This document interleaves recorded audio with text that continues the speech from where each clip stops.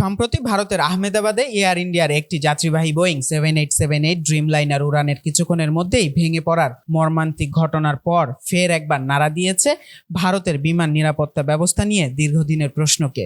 গত ৭৫ বছরে ভারতের আকাশ সীমায় ছোট বড় মিলিয়ে অন্তত ২৮০টি বিমান দুর্ঘটনা ঘটেছে, যাতে প্রাণ হারিয়েছেন প্রায় ৩,২০০ জন। এই প্রতিবেদনে আমরা আলোচনা করব ইতিহাসে ভারতের সবথেকে বড় দুর্ঘটনাগুলো নিয়ে। শুরু করব সবথেকে সাম্প্রতিক ঘটনাটি দিয়ে। আহমেদাবাদের ফ্লাইটটিতে মোট ২৪২ জন যাত্রী ছিলেন, যাদের মধ্যে ১৬৯ জন ছিলেন ভারতীয়। দুর্ঘটনার সময় বিমানটি গ্যাডউইক, লন্ডনের উদ্দেশ্যে রওনা হয়েছিল। উড্ডয়নের পরপরই মেডে সংকেত পাঠানো হয়, কিন্তু এরপর আর কোনো যোগাযোগ করা যায়নি।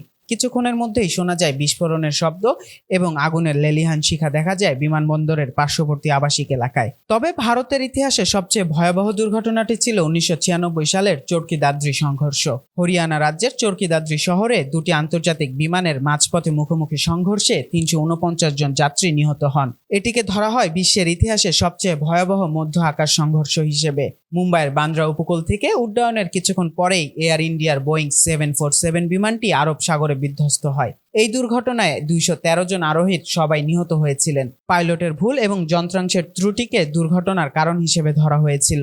নিহতের সংখ্যা বিবেচনায় তৃতীয় অবস্থানে ২০১০ সালের দক্ষিণ ভারতের ম্যাঙ্গালুরু দুর্ঘটনাটি। ২০১০ সালের ২২শে মে দুবাই থেকে আগত এয়ার ইন্ডিয়ার ফ্লাইট ম্যাঙ্গালোর বিমানবন্দরে অবতরণের সময় রানওয়ে থেকে ছিটকে একটি গভীর খাদে পড়ে যায়। এই দুর্ঘটনায় ৮ জন আরোহী অলৌকিকভাবে বেঁচে গেলেও নিহত হন ১৫৮ জন। সবচেয়ে বড় দুর্ঘটনার মধ্যে একটি ছিল ২০২০ সালের কোজিকোড বিমানবন্দরে এয়ার ইন্ডিয়ার মর্মান্তিক ঘটনা, যেখানে ২১ জন নিহত হয়েছিলেন।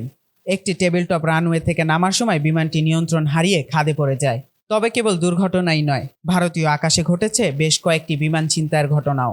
তার মধ্যে সবচেয়ে আলোচিত ১৯৯৯ সালের IC-814 বিমান ছিনতাই। কাঠমান্ডু থেকে দিল্লিগামী বিমানটি ছিনতাই করে নিয়ে যাওয়া হয় আফগানিস্তানের কান্দাহারে। অবশেষে ভারত সরকার ৩ জন কুখ্যাত জঙ্গিকে মুক্তি দিয়ে যাত্রীদের ছাড়িয়ে আনতে বাধ্য হয়। এছাড়া ১৯৭১ সালের গঙ্গা ফ্লাইট ছিনতাইয়ের ঘটনাও উল্লেখযোগ্য, যেখানে বিমানটি উড়িয়ে দেওয়া হয়েছিল। এই ঘটনার পর ভারত পাকিস্তানের আকাশসীমা ৮ বছরের জন্য বন্ধ ছিল।